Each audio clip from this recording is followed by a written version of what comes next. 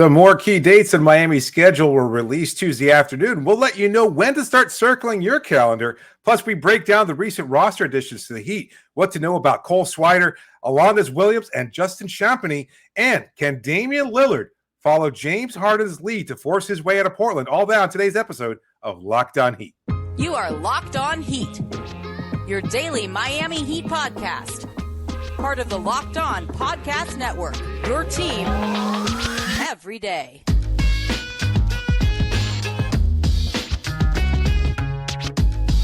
All right, welcome to Locked On Heat, your daily podcast on the Miami Heat. I'm Wes Goldberg, here as always with Dave Ramil. Wherever you're tuning in on YouTube, Odyssey, your favorite podcast app. Thank you so much for making Locked On Heat your first listen every day. Today's episode is brought to you by FanDuel Sportsbook, official sportsbook of Locked On. Make every moment more. Visit FanDuel.com/LockedOn today to get started.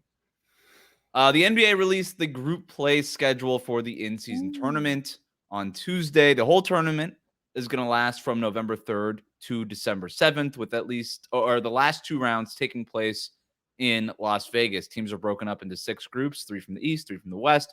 Winners of each group plus 2 wild cards. Those teams advance to the knockout stage.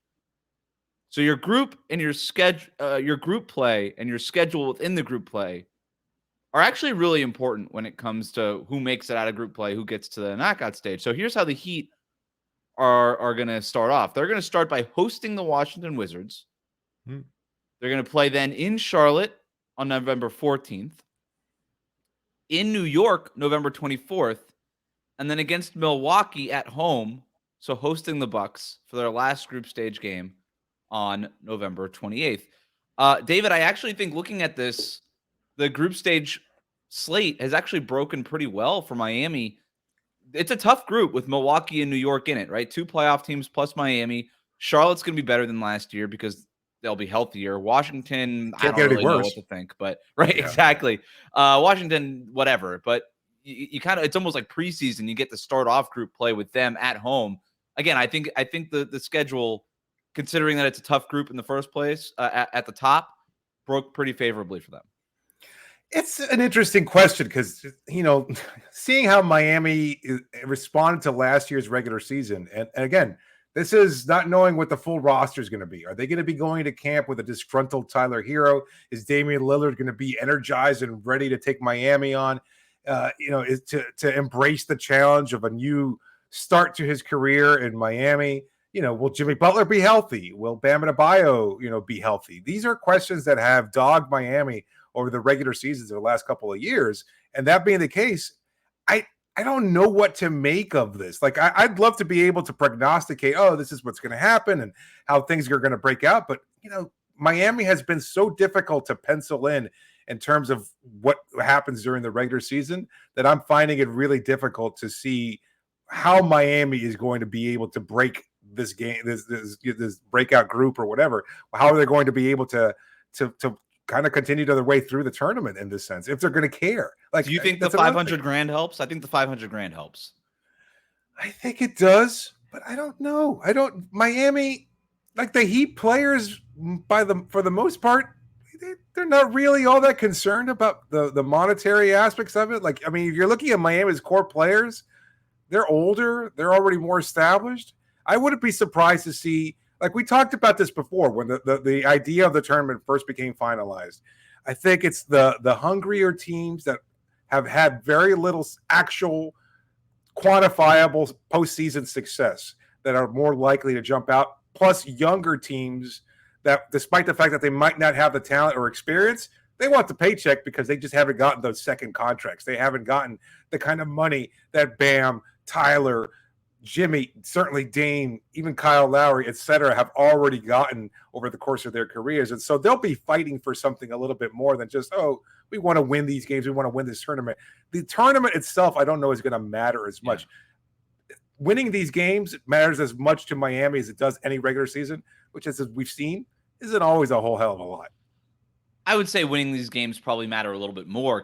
I don't think that the $500,000 is the same for every team, right? And so how much does that motivate you, I guess, would be different team to team. But I think it would motivate each team a little bit differently versus their own just normal regular season games. Like these games that are going to be broadcast on Tuesday and Friday nights, I think it is. like they'll be up for those games a little bit more. Like there's not going to be the rest. Like Jimmy Butler will play in them. Like there'll be that stuff. And I do think that there's going to be an aspect of, yeah, maybe I'm making $40 million a year, but that guy next to me in the locker room isn't. And the money could really make a difference for my teammates. And I think that does matter, not just for the Heat, but I think for, teams across the league and star players across the league. That said, I don't know why I should care.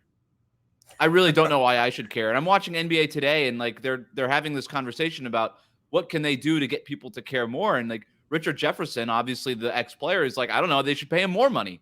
And I was like, I don't care how much the players are making. Like, why do people think we care how much the players are making for this? Wow, my favorite player has a chance to make $500,000. Like, what do I care? That doesn't make any difference to me. It's as important as any other regular season game at any other point in time, right? Like it doesn't seem to change anything. Like as far as my level of interest. The only difference now is the novelty of it. It's like, okay, it's on national TV.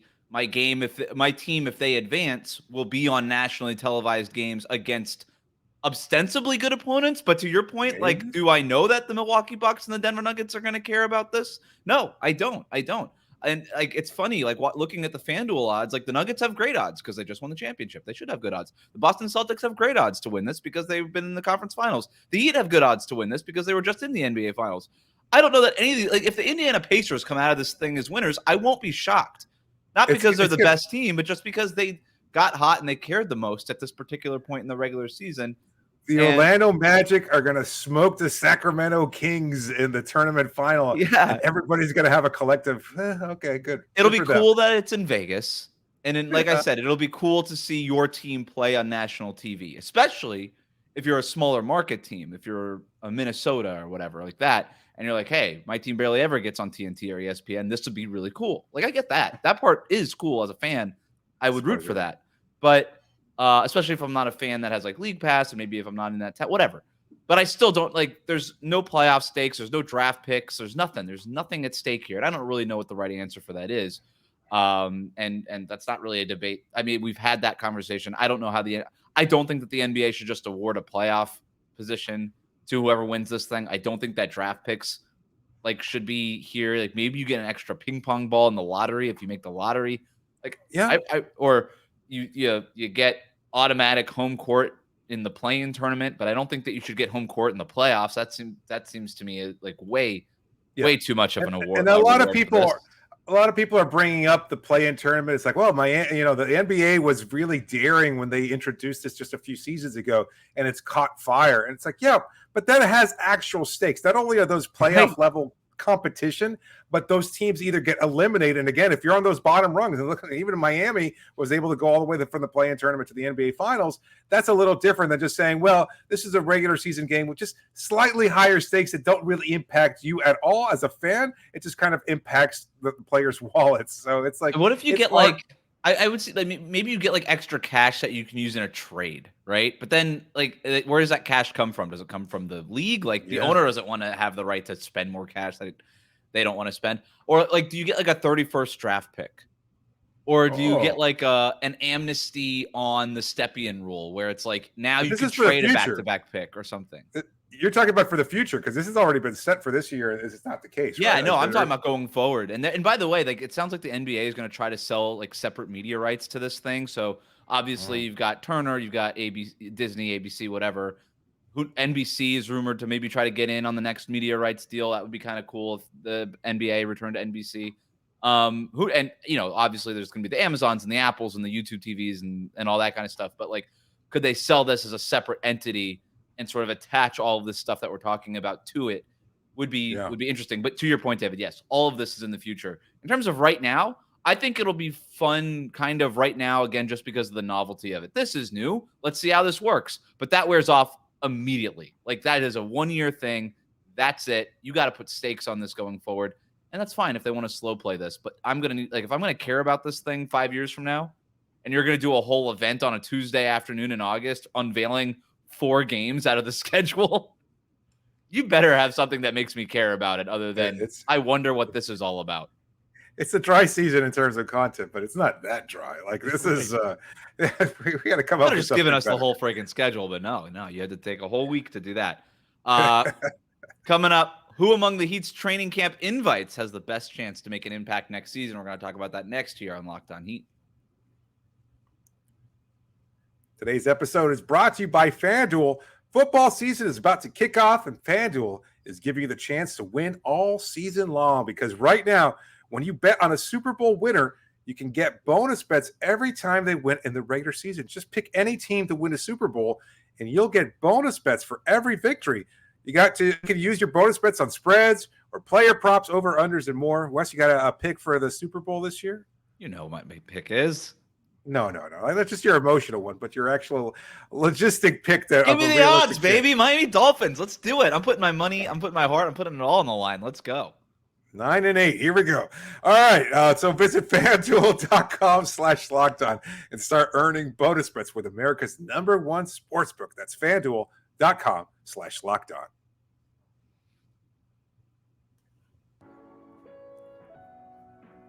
It's going to be one of our years this year. One of these years. Mm-hmm. Maybe even this year. Thanks for making Locked On Heat your first listen every day. Make sure that you're subscribed to YouTube and on your favorite podcast app. The Heat open training camp on October 3rd. They have filled out their training camp roster with 5 players. Those 5 players are Drew Peterson, Cole Swider, Justin Champagny. No. Am I saying that wrong? Yeah, what Champagny. Champagny. Yeah, Champagny. Alondas Williams, Caleb Daniels. Before we get to who these players are, what they could potentially provide, and why I think a couple of them could really push for one of these two-way spots. Mm-hmm. Shout out to Andy Ellisberg. Just shout out to Andy Ellisberg. Just finding loopholes, doing what Andy Ellisberg does. The Heat, for the longest time, could not sign anybody to training camp contracts. We're coming to unofficial verbal agreements with guys like Cole Swider and Drew Peterson.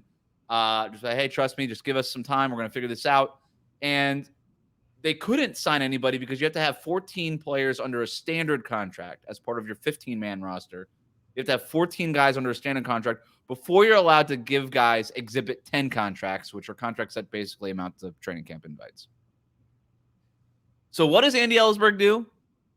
He signed center Brandon McCoy, who played for the Sioux Falls Skyforce last year. Just signed him as their 14th player, scooped up these 5 guys, and then waived Brandon McCoy. That was it.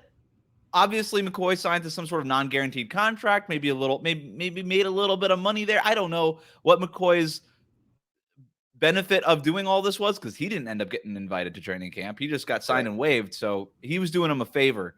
But now the Heat have their 5 guys, and they still have that open 14th roster spot. I'm sure the NBA is just rolling their eyes like, okay, like whatever.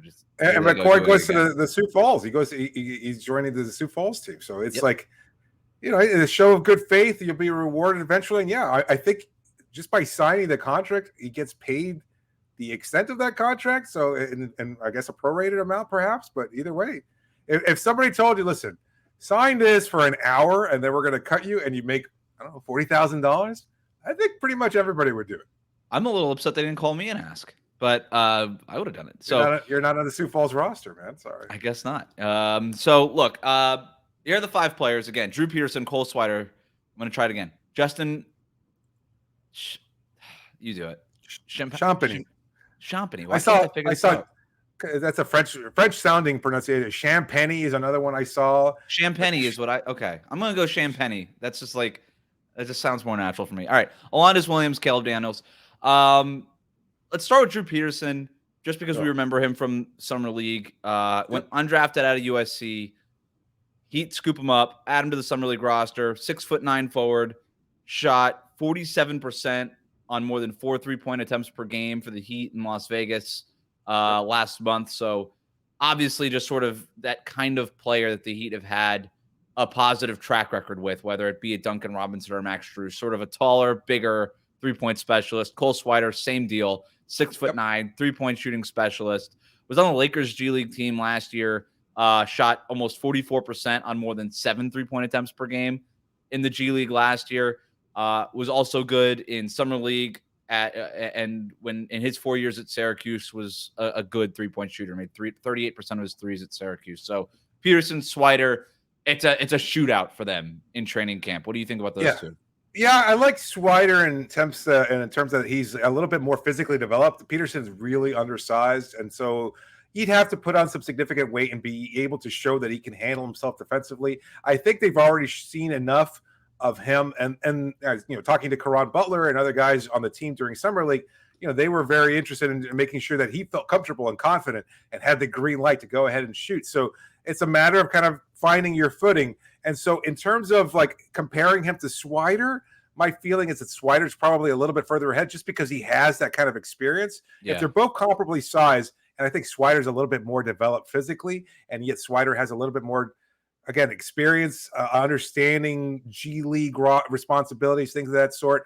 I think he probably has the edge over Peterson, but Peterson's still a guy that they've already invested some time in and can continue to develop him under their watchful tutelage in Sioux Falls. Yep. So Notable. that's probably how it shakes up. I agree with you. Notable that basically as soon as the Lakers waived Swider, the Heat a few days later grabbed him. So they had a guy that they had their eye on. Let's go on to the other guys. Champagny, toolsy wing, 6'6", almost close to a 6'10" wingspan. He's got some bounce, showed some defensive versatility, a little bit of playmaking chops, a little bit. I'm not going to say that he's going to be running offense for him, but he could pass the ball, and we know that Miami likes that. I've spent most of the last 2 seasons in Toronto, a little bit of time in Boston. This is this is Derrick Jones Jr. to me. It's that kind of experiment. Very similar. Yeah. Athletic, long, rangy. Could he be like, this is a guy that might be able to kind of be at that top of that zone. Remember where they used to use Derrick Jones? Be at the top of the zone, spread your arms out wide, get in a defensive stance, and then just jump passing lanes and do stuff. Similarly to Derrick Jones, not very much a 3-point shooter, 11 of 33 from beyond the arc for his career. So there's not a whole lot of sample there, and it's not at a great percentage either. So, but an interesting guy nonetheless. Yeah, it's funny how Boston fans almost immediately after Miami picked him, it's like, oh boy, here we go again. Max Strus part 2. Yeah, the Heat as a constant thorn in our side. Oh, geez. Oh, here we go again. They're going to turn Champagny into a superstar. I don't know about all that. He's raw. He's got physical tools. He's not even as athletic, explosive, or long as Derrick Jones Jr. Right. So it might be kind of like half Derrick Jones, half Caleb Martin in the sense a wing player with some physical tools, and he just has to be able to kind of how Josh Lloyd was talking to me about him, and we came. It's not. I was like, I said exactly what you said. It was it's sort of like Derrick Jones Jr., but like Caleb Martin when he first got to Miami, or Caleb Martin his last year in Charlotte. And he was like, "What about just Cody Martin?" I was like, "Yeah, actually, a little bit more of a defensive guy, not really much of an offensive skill set to speak of. Where Caleb, he's got that 3-point shot that he's developed in Miami. Right. It's like Cody Martin and Derrick Jones Jr. He's somewhere in the middle there. But like I said, running the floor though, the thing I like about him is that Miami's they're so different in terms of they don't grab what a lot of Heat fans or fans in general want in terms of grab that young kid with athletic explosiveness. Normally they grab a guy like Peterson or Swider or even Alondas Williams, the guys that aren't superb athletes at any stretch, and then they go out and say, you know what, this Champagny guy, he's got the tools. Maybe we could invest something in him. So maybe they can have him running the floor a little bit, use those passing chops that you referred to, turn him into a better defender. And if he can put in enough work with Rob Fodor in order to continue to develop the 3-point shot, he's got as good a chance as anybody. He's already had NBA experience, so he's one up on a lot of the competition. With these first 3 guys that we talked about, we've seen the template, right? Whether it's Derrick Jones Jr., Duncan Robinson, Max Strus, we've kind of seen it. And so the Heat have a type, in other words. With Alondas Williams and Caleb Daniels, not so much. Both of these guys are sort of 6'4", 2 guards. We haven't really I guess the closest thing would be a Gabe Vincent or something like that. But he's even smaller and had a little bit of a different skill set here. It's Strus with a 3-point shot. No, I mean, and I like Caleb. I like Caleb. I like both of these guys, but go on Caleb. Yeah. No, I think he's a 4-year player. Villanova, they love their Villanova guys with the Heat, just like Kentucky. Wasn't he a 5? I think he's a 5-year player. A 5-year player. Yeah, you're right. So he had a year in Villanova. He was great there. He brought a veteran voice as a transfer. And he showed a lot of pop as far as a 3-point shooter, catch and shoot guy. Not explosive by any stretch again. So it was just, he's a smart kid. Really understands his role, brings energy, brings tenacity. They love that kind of guy. So Yes. if there's one player who kind of embodies Heat culture or Heat work ethic and that kind of mentality going in, I think it's Caleb Daniels, I should say, because not to be confused with Caleb Martin. But he's a guy that maybe they could develop, and you could see him. If he buys into Heat culture the way that I expect him to, he could be the next steal for Miami. And you know that they're already capable of finding those kinds of players. They have to find the right guy, and it seems like he might be that type as far as him gravitating towards putting in the work, making the most of limited talent, and still finding a way to impact the game. When everybody, playmates, coaches, talk about him, they always talk about what an impactful guy he is. When he comes in, he's going to make a play, and that kind of stands out too from guys like Caleb and others. They just find a way to have an impact on the game. So he actually spent 6 years, 2 years at Tulane, sat out a transfer year when you back in the day when you had to do that, and then played 4 years at Villanova. So he was like a super senior. And going into his second to last season, so the 2021-2022 season, had to overcome a case of myocarditis in order to get back onto the court. So everything you're talking about in terms of the mentality and the overcoming adversity stuff, like he has done this stuff, and he's already 24. He was already 24 by the time the draft happened, right? So, and just one note here, all these guys are exactly 24 years old. Just found that interesting. But in terms of having the mentality, the Heat culture, the Heat are loving this guy's story. They love everything about this guy. So, and I like him. And towards the end of his career at Villanova, he had to kind of transfer into not transfer because he had to shift into a 6-man role. And I find that interesting because when you have Caleb Daniels and Alondes Williams, played for Brooklyn's G League affiliate last year, averaged 13.5 points per game on 51% shooting, 37.5% on threes, 4.7 rebounds, 2.9 steals. And he was part of Miami's summer league program. Those numbers were pretty consistent, although on a much smaller scale.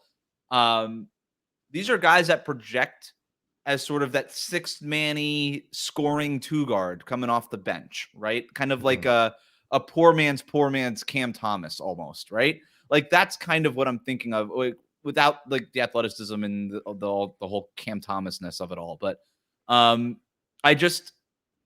find it interesting that Miami went with these two guys, not because I'm with you. I like both of them. I really like Caleb Daniels. I really like the mentality there. And I think the skill sets are interesting.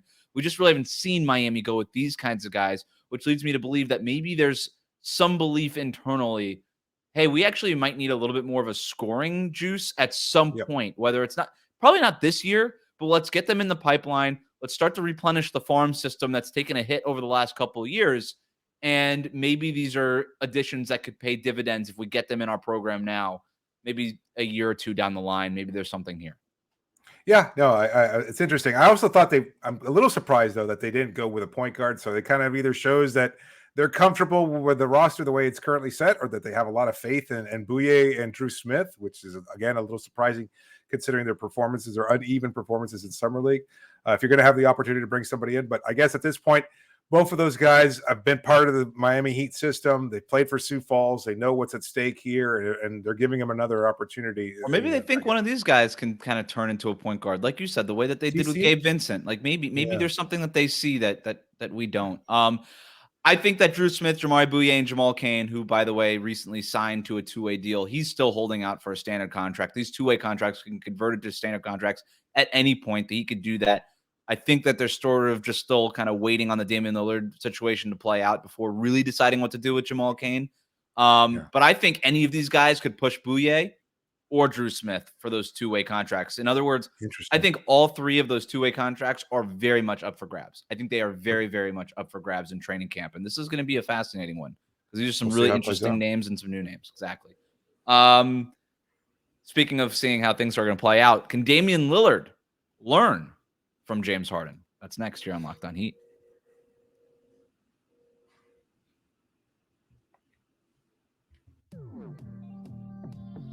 Thanks for making Locked On Heat your first listen every day. Make sure that you're subscribed on YouTube and on your favorite podcast app. So last time we talked, David, Daryl Morey had put it out there that the 76ers are not going to trade James Harden. Then after that, James Harden told an audience while in China that Daryl Morey is a liar and he won't ever play for him again. So clearly, James Harden's goal here is to make the Sixers so uncomfortable that they decide that they can't have him in the building and that they trade him anyway, after stating publicly that they will not trade him. So we've seen James Harden get his way before, right? Oh, yeah. I think the line that's always out there with Daryl Morey is he's comfortable getting uncomfortable. Well, so is James Harden, apparently. And I would say James Harden is the best in the NBA at trade demands. Not only MVP 5 year running, I think, he not only does he always get traded when he wants to get traded, he always gets traded exactly where he wants to get traded, when he wants to get traded.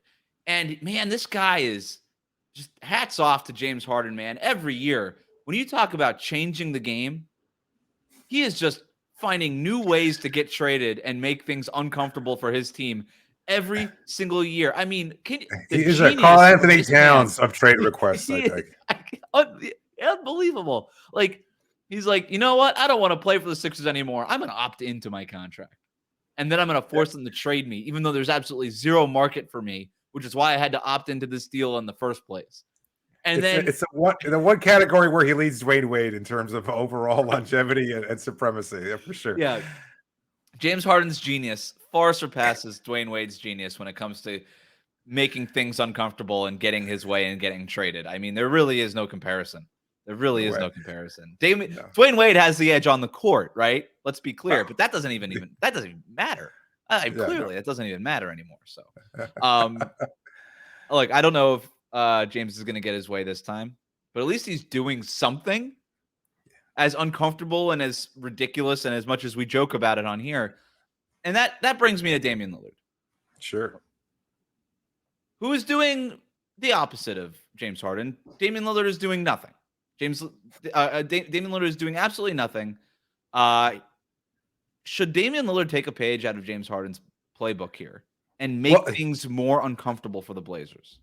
He did reference the Blazers publicly. I believe he was at a concert of some kind, and he was out there, and he said something to the crowd, and he said something to the effect of, "Y'all got me sweating like a Blazers game." And then there was a little bit of intrigue based on that because a fan responded or thought he had heard, or they heard, "You got me sweating like a Blazers fan." And then that got Dame's attention, and then Aaron Fentress had to chime in. So there's all sorts of intrigue here about the whole. Cut the music crap out. There was also that Instagram video of the Will Smith's "I'm going to Miami" thing 2 months ago, whatever that was. You know what? Enough with the music. Enough with the music, Dame Dalla. Okay, do something like James Harden. Come on, okay. I want to see Damian Lillard out there. I know that the NBA sent the memo and all that, and I want to see Damian Lillard on Instagram take a copy of the memo, rip it in half, and say Miami period right to the camera, and say, "I will never play for the Portland Trailblazers again until." And I will get traded. I will get traded to Miami, period. Joe Cronin is a liar. I will never play for an organization that has Joe Cronin in it. Right. Here's what I think of your memo, Adam Silver. Light it on fire and just put it right there. That would be fantastic. Actually, you know what? I've got to say, as much as I, of course, want Dame traded to Miami, I don't think he should pull that. I think the reality is, he's already taken so much, no pun intended, heat for his gesture of requesting a trade here, which is, again, a very sharp contrast to the fact that nobody seems to give a damn about James Harden not only requesting a trade to a specific team that might not even necessarily want him, but doing it really badly, boldly, and blatantly in a very, just obvious way by telling people in China, hey, you know what? Daryl Morey's a liar. I couldn't even imagine something like that. If Jimmy Butler went out and said Pat Riley and Andy Ellisberger are liars. As a Heat fan, you would be miserable hearing that your star player feels that way about the front office. They're a liar. Their pants are on fire. Who cares, dude? They're all liars. You're all liars. All these guys are liars. I talked to my co-host on Locked On NBA yesterday about this, Matt Moore, and his thought process was, James had wanted the freedom of being able to sign a long-term deal with Philadelphia and then eventually force his way to Houston. But when he saw that well dried up in Houston because they signed Fred VanVleet, now he still thinks he's going to get that money long-term. And consequently, Daryl Morey and the Philadelphia front office is like, well, you might not be worth that top money. We're not really comfortable paying it to you over the course of the contract. And so now that's why Harden's responding. It's like, and look, well, there you was said you would. Right. And There was why that aren't you? wink deal, like when he took less money last year Sure. in order to help facilitate signing PJ Never take Tucker less and money. Danuel House and all these guys.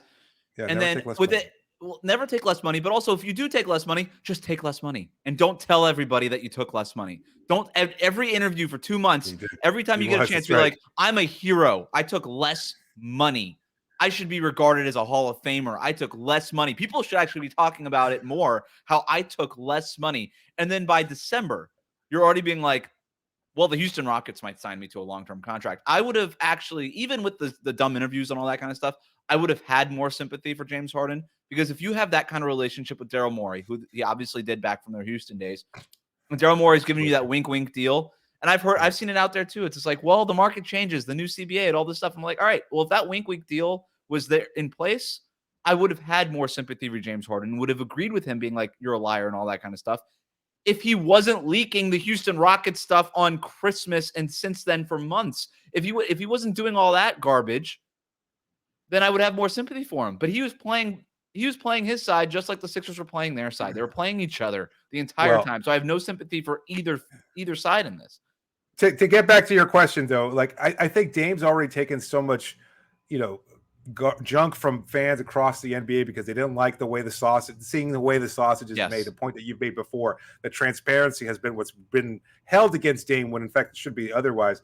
Like people say they want transparency, and in reality they do not. Right. So I don't know that it helps his case any to be this play. First of all, I would seem I don't think it helps his public case, but I don't think this is something Dan Le Batard got at like a few weeks ago. Yeah, sure. Make things dirty, right? I mean, he might just have to, whether like, and yeah, and the thing, and this is what I talk about with learning from James Harden. James Harden's public image is in the toilet, man. James Harden's public image looks worse than he does. Okay. It's like, it's not good, but he consistently gets his way. And so I'm just wondering if Damian Lillard is so conscious of his public image and being the guy that is loyal and never left, and now he wants to leave. And in order to leave, I wonder if he might have to, maybe not this, but he might have to do something like this. That's sort of my question. What could he say? Well, that's the thing, though. Like, I'm trying to see first of all, say screw the memo. I'm like, I'm not playing for you. Like, I'm holding out a training camp, or maybe make a fuss and do the thing that Harden did. Hey, I'll report, but I ain't playing defense. I'll report, but I'm not going to be a positive influence. He should say what if I'm offering my opinion here, but to me, I think what he should do is lay out the case that you and I have talked about for weeks now, is the fact that the Portland Trailblazers did not do a very good job of building a team around him that can continue to compete. Like, we all seem to know this, but for him to say it publicly, I think would do a lot to turn fan opinion in his favor and against the Blazers front office. If they could say, look, I tried, I've done my best over a decade to keep in line with his public persona of being honest and faithful, and say, look, this is what's killing me, is that I was loyal to this team. I wanted to win a championship in Portland, but the Portland front office, time and time again, and I'll tie this together with your recent battles on social media, is like, you keep arguing, and I agree with you, that Portland has acted like a team that doesn't want Damian Lillard on the roster, and people are challenging that and saying they think that Portland still wants Dame on there, that the moves that they have made in signing Jeremy Grant and drafting Scoot Henderson, an obvious replacement for Dame Lillard, somehow falls in line with wanting to keep Dame on the roster. I don't see it. But I think Dame, if Dame publicly says, you know what, they've done everything they could to kind of force my way out here. You all are going to judge me for winning. I can't win with this group because they're 19 years old. And he said it to them. I'm too old to be playing with 19-year-olds. What if he goes the other way and says, hey, look, obviously my time here has run out because this group is rebuilding. And by the way, I love Scoot Henderson, and I love Shaedon Sharpe, and I love the young group that Joe Cronin has put together. It's just not the group that I can win with right now. And he and I have been on the same page in that the entire time. And as much as it pains me to leave Portland, and as much as they might not get the return that they want, The reality is me and my agent have been talking to every team in the league, and this is the only offer. And it sucks for Portland, but this is the best that Joe Cronin is going to be able to do. And I sympathize with him, and I get it. But it's time for us all to move on. And if he could actually sway public support, the opposite of what Harden is doing against Daryl Morey, if Dame could sway public support in favor and actually provide some shield to Joe Cronin, because what's Cronin's thing right now? The only reason he's holding up things is he's protecting his own job, which I totally get. He's protecting himself here. He thinks that if he makes a bad trade, it's going to look bad on him and he's going to lose his job. That's what he's worried about. Self-preservation. And if Dame can actually earn him some points in the polls here and just say, look, this is the best he's going to do. And look at all this great stuff you already have. Look at Scoot and Shaedon Sharpe. You know who wasn't drafting like this? Joe Cronin's predecessor wasn't drafting like this. You know, he drafted me and CJ, and that's it. Yeah, like you guys are lucky. You guys are so lucky. And so if he can go that way, that is a big flip, the wheel for Cronin to get a little bit more comfortable and get on the phone with Miami and actually figure out how to get this deal done. Oh, I don't know. That seems like it's interesting. It seems though, I think we can both agree, whatever side he takes or whatever angle he takes, he's got to do something. And I don't know, the memo just wasn't enough, and I know that a memo was kind of empty, really, in terms of like being able to limit what he can do. Because if you can write that memo and say that players should not disclose these things, then you can't have James Harden going on a goodwill tour in China in front of 2 billion people and saying Daryl Morey is a liar. Daryl Morey's already in enough hot water. Yeah, he knows his audience, China. Man. Yeah, James Harden knew exactly what he's doing with that. Pinpoint precision. If he shot that well in the playoffs, they might have won a championship this past year. Can I give you one more idea that the Miami Heat should do? Yeah, sure.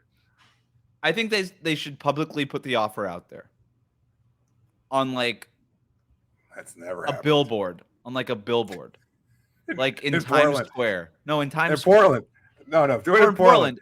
No, in Portland. Keep Portland weird. Tyler Hero, 3 first-round picks, 2 first-round pick swaps. All right, here's what you're going to build: an electronic billboard that you can control from Miami. You're going to build an electronic billboard right outside of Joe Cronin's office at the Rose Garden. And every day, something from that offer disappears until it's basically just Kyle Lowry's expiring contract. It seems like a movie plot at some point, like you're holding somebody hostage or something like that. You think the offer's bad now. Yeah. If you wait a week, every week that goes by, something's coming off of it. Every day you don't accept our current offer, Joe. One of these names gets taken off the list. Clock ticking down. Yeah, a doomsday clock. Yeah, absolutely. At this point, no, because then that kind of puts Miami into a bad spot. I love the theatrics of it. It just doesn't seem very realistic yet. It's the only offer out there, and it will only be the only offer out there, regardless of how bad it is. If it's just Duncan Robinson, it's still the best offer that Portland has for Damian Lillard. Well, it's just funny. It kind of ties back to what we said on Sunday's episode is that, could Portland just say, no, what? Forget it. We're just going to keep Dame. We're not going to get anywhere close to value. We're not going to get anything that we even want. Let's just keep Dame. That's the other thing that's weird. They haven't really said that we're just going to keep him. The Sixers at least came out and said, we're just going to keep this guy. Yeah. Even after his comments. Portland wants to trade him. Yeah. Well, Morey, apparently not. Morey said, yeah, I'm moved by James's comments. It's okay. It's not that big a deal. He could call me a liar. Whatever. It's just funny that he's hearing this publicly. It's just, can I also add this? Miami Heat fans should be so grateful every day that they love an organization like the Miami Heat, where none of this plays out. I know everybody wants to poke fun at the Heat and Heat culture, but we have never seen a public fiasco like this with this organization, ever. The closest it comes is 2016 with Dwayne leaving, and even that was just he chooses to go back home. It was done tightly, neatly, and nobody ever found out anything the worse for wear. Other than that, Chicago offered him twice as much money. Yeah. So it's okay, Shaquille I get it. Wanting to fight Pat Riley back in 2000 at some point, 2007. I understand what you're saying, but also there's only 2 guys that I could think of that have ever. It's like James Harden and it's Kyrie Irving, and these are the guys. Now, they're always making a show out of everything. But even Jimmy Butler. You're right. Yeah, Jimmy Butler did it in Minnesota. No, that's true. I mean, I guess Jimmy Butler almost fought Spo on the sideline 2 years ago. So it's like, but it's not as bad as this kind of offseason drama stuff. Yeah. And to your point, you wish they'd show the same passion for trade requests from Ben Simmons to James Harden on the floor. They might have won something in Philadelphia. Like, it's just unbelievable. If they really cared this much about like just securing their own bag as they do about winning, but they might actually do some winning. Yeah. That's Harden's legacy. He's just, I really don't know what he's looking for, but whatever. His bust in Springfield should be like, it should be a bag with a dollar sign on it. That should be it. He got the bag. We'll see what happens. Thanks for making Locked On Heat your first listen every day. Hit that subscribe button on YouTube. Follow us on your favorite podcast app. We're going to be back on Thursday afternoon. The NBA schedule in full gets released on Thursday. I think I misspoke on our first episode this week. What I meant on Tuesday, today, the group play schedule was released. The full 82-game schedule gets released on Thursday. So we're going to have a breakdown of that on Thursday afternoon. In the meantime, thanks for listening. Like those videos on YouTube. Follow us on your favorite podcast app. And thanks for making Locked On Heat your first listen every day.